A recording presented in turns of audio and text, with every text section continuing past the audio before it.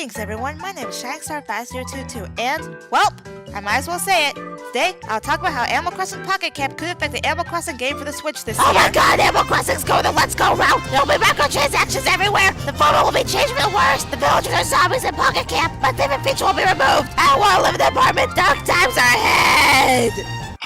Well, fear not, because I'll talk about how Pocket Camp will affect the Switch game in a positive manner. This little mobile game will help to enhance the Animal Crossing Switch game rather than kill the whole franchise. Anyways, enough chit-chat, let's begin. Now, there will be some changes from Pocket Camp that could shake things up, especially since it was actually stated that Pocket Camp will connect to the 2019 Animal Crossing game in some form. However, it is most certainly not going to be like how Pokemon Go influenced Pokemon Let's Go. There are a few reasons for this. First off, Pocket Camp was produced by Nintendo themselves, not by a different company. Second, aside from everything taking place outside for the most part, it feels like a typical Animal Crossing game. You catch bugs, fish, decorate your camper, campsite and cabin, shake the trees, and even pay off your loan to expand your camper. Except, instead of paying off your loan to Tom Nook, you're paying off your loan to the 3 birdies. They did remove KK songs, the ability to make your own clothes, and town tunes, but that's most likely because it is a mobile game, so they are most likely going to put those things back in the Switch game without a doubt. There are also folks who complained about the fishing and bug catching in this app, but that will obviously not be carried over because a console game has more to work with than a mobile app. Though, I would love the nets and honey to be carried over to the Switch game. Those could be new tools. Also, Pokemon Let's Go had the Pokeball Plus,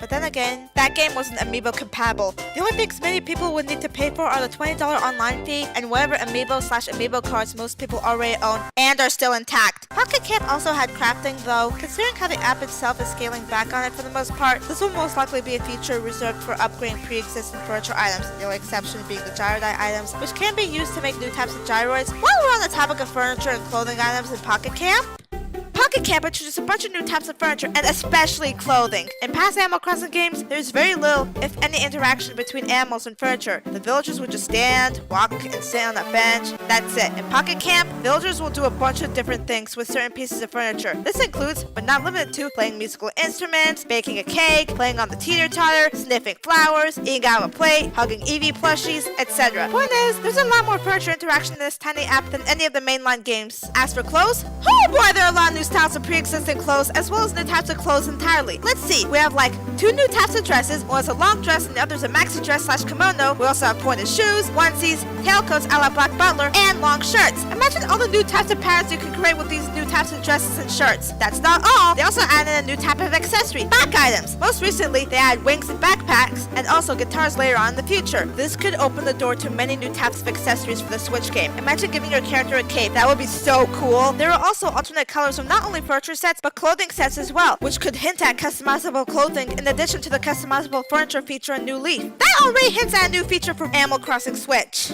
Though many of the new types of furniture and clothing items were event exclusive and some of them even required Leaf tickets, the paid currency in the game, this is likely due to the fact that it takes a lot more time, effort, and resources to model brand new types of clothing and code specific interactions between the animals and player with new furniture as opposed to just putting a new texture on an old dress model or simply having the animals touch the items and it spins around or something. I just hope these event exclusive items aren't exclusive to the app. That would be anti-consumer. Speaking of the animals, let's face it, in past Animal Crossing games, villagers would just walk around and occasionally chat with one another. Granted, in Pocket Camp, outside of your campsite, villagers would just stand and occasionally do some cooking. In your campsite, on the other hand, besides the dynamic interaction with certain pieces of furniture, the animals in your campsite can interact with the amenities that you place. Some of my favorites include the pool, the carousel, the castle, and the treehouse. Additionally, the villagers themselves feel more fleshed out. While they did start fleshing out villagers in New Leaf with April Fool's Day and show the villagers' interests in Happy Home Designer, in Pocket Camp, they went all out. Not only has the addition of essences and villager types separated the interests of 2 animals with the same species and personality, such as with Blueberry and Cherry, but the character fortune cookies actually give us a peek of what the villagers' interests are. Whether it's Apple's Glazier cookie revealing Broccolio's passion for being a pop star, as well as how close he is to Apple, Rosie's idol cookie revealing that she is part of an idol group alongside Francine and Chrissy, or Marshall's pastry shop cookie revealing the fact that Goldie is a lethal chef. Things like these really go a long way in giving the villager a sense of individuality, something past Animal Crossing titles lacked. The villagers were defined by more than just one trait depending on their personalities. They had actual character in this app, and it would be awesome if that sense of individuality for the villagers was carried over to the Switch game. Now, we're going to talk about the not-so-fun part of this video, the removal, changes, and additions of certain features. For this segment, I will not only be focused on Pocket Camp and the mobile phone, but the Switch console and how it compares to the 3DS. Obviously, some features from New Leaf will either be changed so that it works for your phone, or removed entirely. For example, patterns made by QR codes. The Switch does not have a QR camera, therefore, you would have to use your phone to scan a code to send to your game, similar to the rumored Pokemon Pass app, and that is if the feature returns at all. Additionally, I believe that the megaphone will be removed as well due to the Switch not utilizing a microphone. The only way it would return is if they use an app on your phone. Granted, I was never a fan of the megaphone in New Leaf, so I would not mind it getting the boot. I know this is not something many people would like to think about. Let's hope that these features don't require an online subscription if they are actually in the game. Otherwise, this does not seem like a bad idea, especially since nearly everyone has a smartphone. Now, let's talk public works projects. I believe that the anemones will replace most of them. The reasoning for this is that many of these public works projects, such as the boot in Stonehenge, actually became furniture pieces in Pocket Camp. This may sound bad, but fear not. There will be a way to compensate for this by having designated areas in your town where you can decorate using outdoor furniture, whether it is the addition of yards, your town square, or a particular area in your town. I doubt this is a feature Nintendo would get rid of. Rather, they would combine the ability to decorate outside with the public works projects. Granted, this is wishful thinking on my part. Now, there are two more areas that I would like to discuss, that being the possible mini-games and your camper. We have seen a couple new mini-games in Pocket Camp, those being Bother's Treasure Trek and the Happy Home Designer classes. If they were to add those into the Switch game, on top of the island minigames from New Leaf and Brewster's Cafe, it would open the door to obtain new exclusive furniture items and give the player more reasons to come back for more. Lastly, we have the camper. In Animal Crossing, I've always loved how you can decorate multiple spaces outside your home. In the original Animal Crossing, you had your island shack.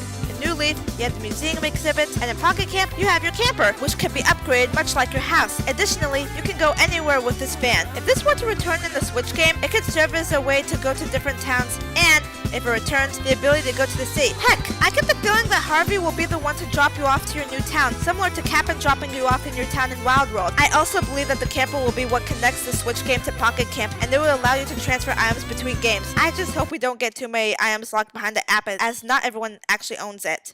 And that, ladies and gentlemen, is how I think Animal Crossing Pocket Camp will affect the Animal Crossing Switch game. There were some things that I did not mention before, such as new types of emotions, free customization, which was in Happy Home Designer, and new types of fruit. But I decided to go over the things that will have a noticeable impact on future titles. In the end, I see Pocket Camp as a blueprint for what the Animal Crossing Switch game will be like. It could change for the better or for the worse. I don't think you will have to worry about going to an apartment, as I doubt the changes will be that drastic. Possibly just change the UI where tools and collectible items are separate. In the end, I do have a positive outlook on how Pocket Camp will affect Animal Crossing Switch, and I hope that I convinced everyone that the changes made won't be as bad as people make them out to be. Anyways, this is ShiningStar5022 saying au revoir!